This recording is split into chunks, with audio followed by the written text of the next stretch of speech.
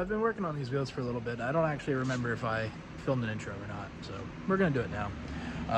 These are my style 42s, but my CCW SP505s, I redid them with like bronze barrels last May, and now that I have new wheels on the Corvette, I can actually spend the time to work on these.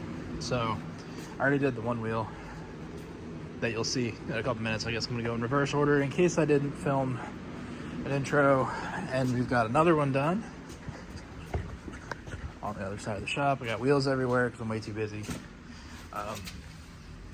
Carbon flash, carbon flash barrels back to the spokes, and you know, these areas and stuff.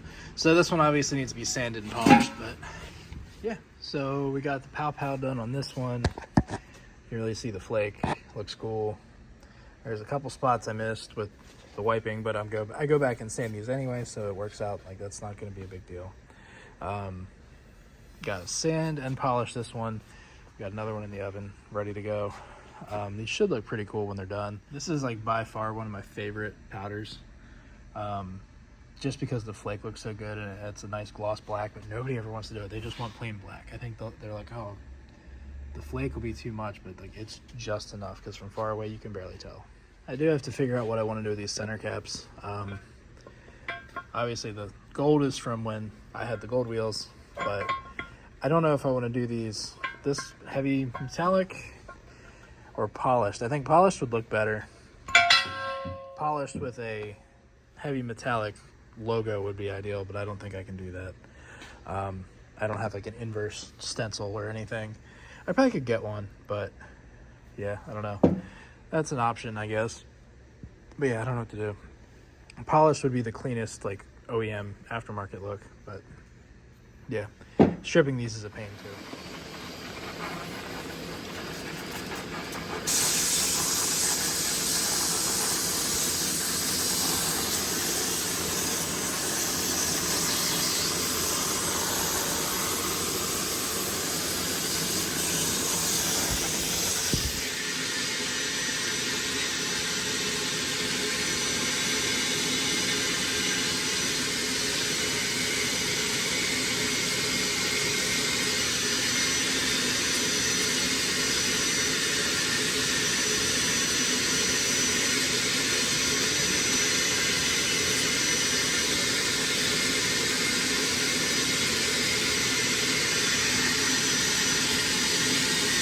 We got one all sanded with 120.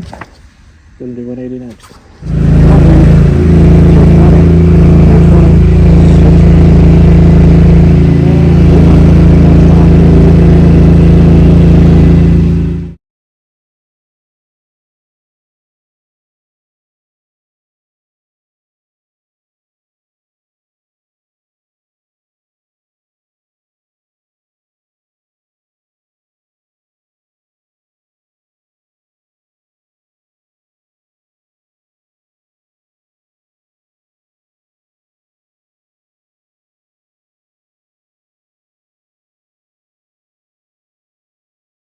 I don't recommend not polishing for a bunch of months and then going and doing a big ass wheel like that with lots of angles and stuff. Man, I'm sore.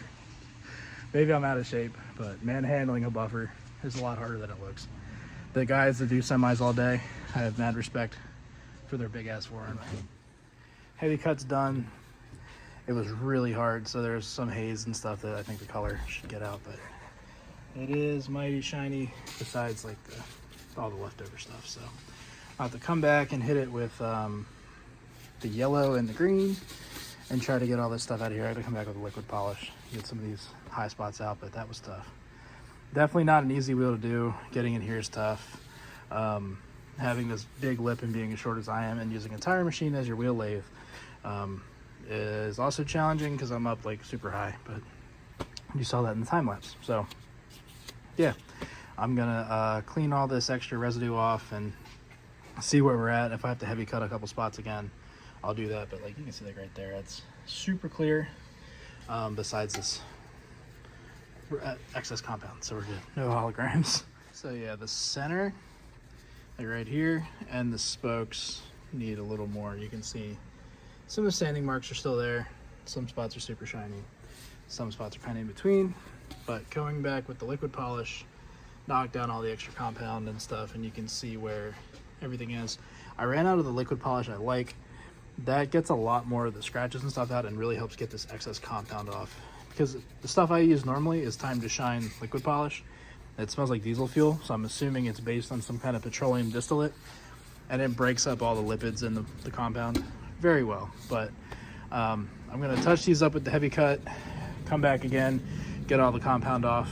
The reason you do that is because if you pick up the more aggressive compound in your buff, you're gonna keep spreading it. You can have issues with little scratches and stuff. So you gotta not cross-contaminate is the idea. But yeah, I'm gonna try to bang this out. These are really hard to get to, and this heavy cut buff I'm using is actually like super soft, so it's really tired out. So I need a new one, but we'll make do with what we got. That's much better, much better.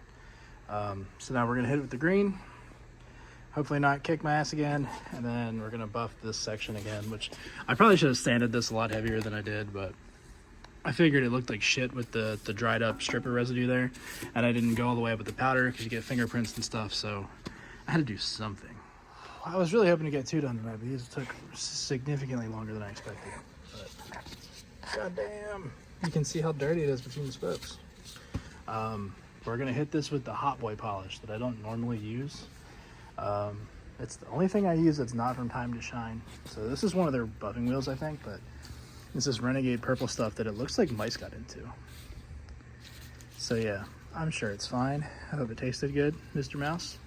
You probably died shortly after eating this, but whatever. But yeah, I'm gonna get a different buff because this one is pretty crusty. Probably should be thrown out or raked, but I can't find my rake. So I'll hit it with a brand new white buff and this purple stuff.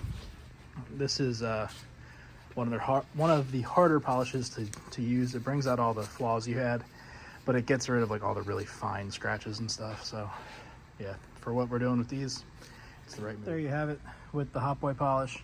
It brings out like the absolute most clarity you can get. And I mean, I think if my heavy cut was working a little better, there'd be a little more clarity. You can see a little bit of haze here. But like I said, my heavy cut buff was really soft, and it's not supposed to be. But the yellow that I used was harder, so I probably should get a new orange before I do the rest of these. But yeah, like the thing with the Hot Boy polish, you can see where I was just touching on the wheel. Everything scratches it. You breathe on this wrong, it will scratch it. But it looks so good for the brief amount of time that it does. It's like fresh gloss black polished paint.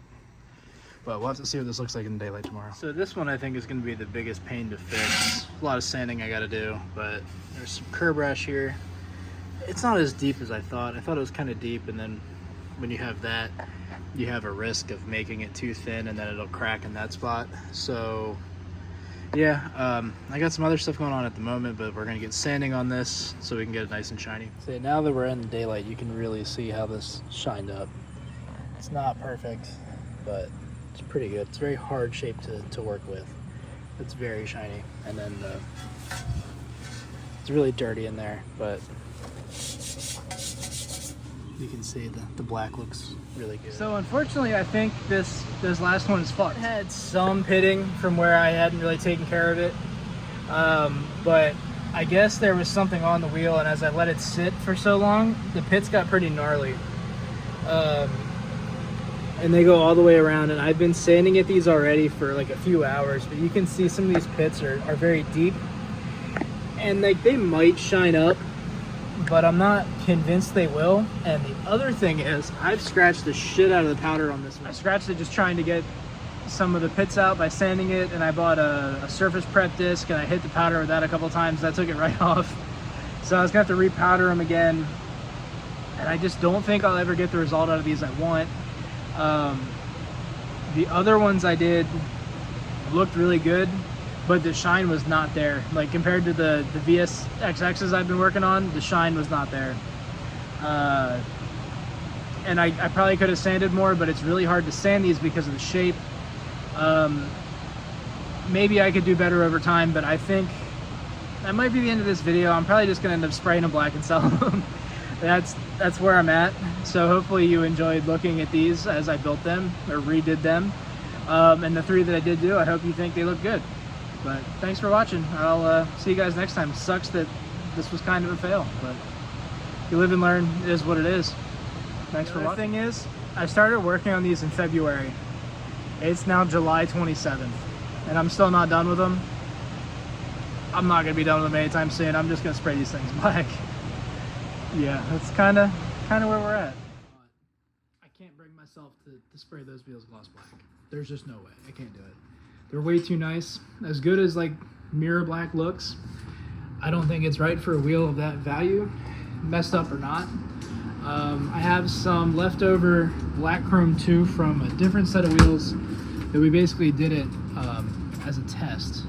So I have enough left over to bang these wheels out. So I think that's what we're gonna do. So this looks like that'll be our final product. It's a little cooler on the rear ones with the big lips, but looks pretty cool. Obviously not as cool as polished, but I don't hate this color. A lot of people are, you know, disappointed with it. And I guess if you wanted a real like black chrome, it's not black chrome, but it's definitely a kind of nice candy charcoal. Like you can, I mean, it's super overcast, but you can still see the reflection through it. You know, in the bright aluminum base coat and everything. It has a lot of depth, so I don't see what all the fuss is about. But yeah, thanks for watching. I think that's actually the end of this video.